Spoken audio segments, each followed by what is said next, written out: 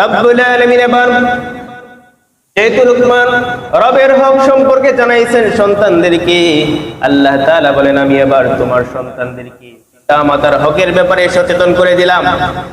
আল্লাহ তাআলা বলেন ওয়াসাইনাল ইনসানা বিওয়ালিদাইহি হামালাতহু উম্মুহু ওয়াহনান আলা ওয়াহনিন ওয়া ফিসালুহু ফি আমাইন আনিশকুর লি ওয়া লিওয়ালিদাইকা ইলাইয়াল মাসির।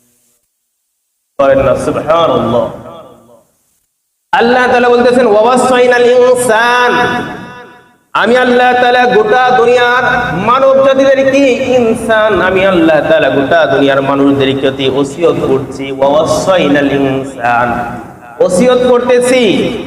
এখানে একটা জিনিস লক্ষ্য করেন, আপনি মারা যাবেন, আপনার সন্তানদেরকে ওসিয়ত করে গেলেন, বাবা অমুক জায়গার মধ্যে আমাকে এরকম ভাবে কবরস্থ করবা, অমুক হুজুরকে দিয়া আমার জানাজা পড়াইবা।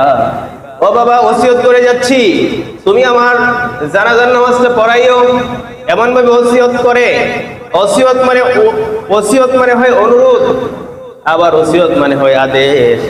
রব্বুল আলামিন এই ওসিয়ত শব্দটা কুরআনুল কারীমের মধ্যে জানিয়ে দিয়েছেন ওয়াসাইনাল ইনসান, আমি গোটা দুনিয়ার মানব জাতিদেরকে ওসিয়ত করছি, আমি গোটা দুনিয়ার মানুষদেরকে আদেশ দিচ্ছি ওয়াসাইনাল ইনসানা বিওয়ালিদাইহি, তারা যেন তাদের পিতা মাতার সাথে সদ্য আচরণ করে, খুবই নম্র খুবই সুন্দর আচরণ করে।